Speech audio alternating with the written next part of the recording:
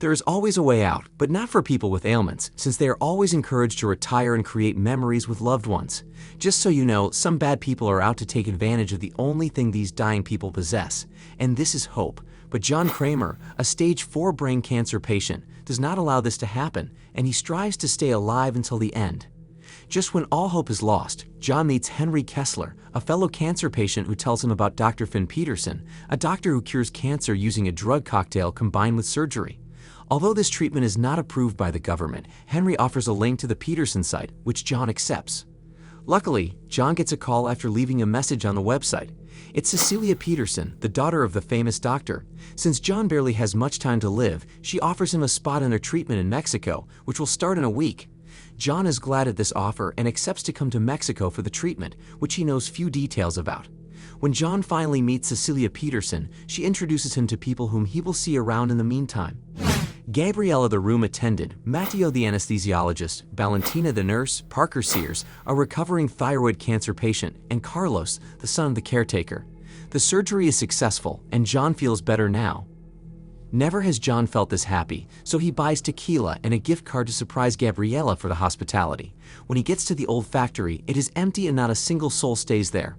At once, John realizes that he just got conned of his $250,000.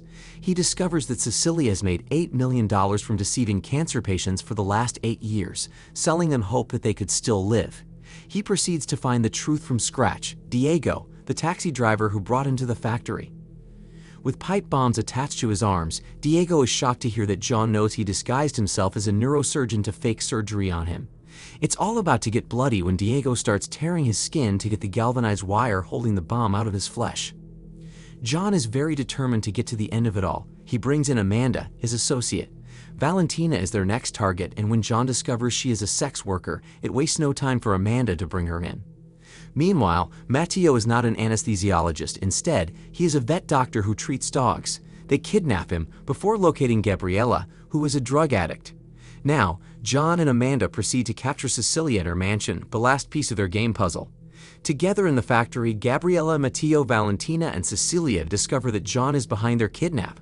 They beg for forgiveness, but to gain their freedom, they must all play the game only John decides.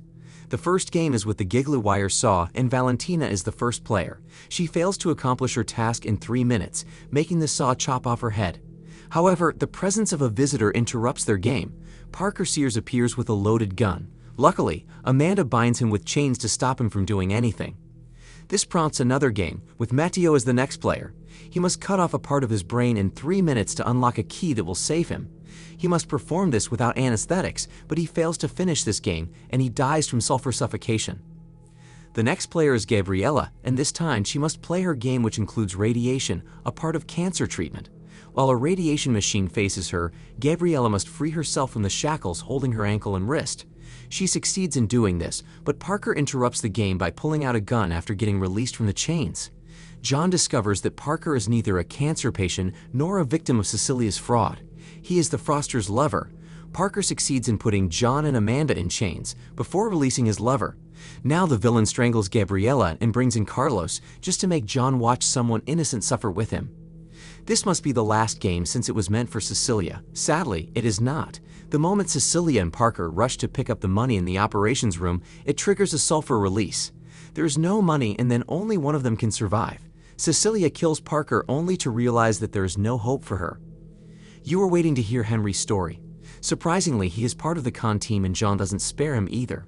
When John retrieves his money, he gives it to Carlos, the only friend he found in his cancer treatment journey.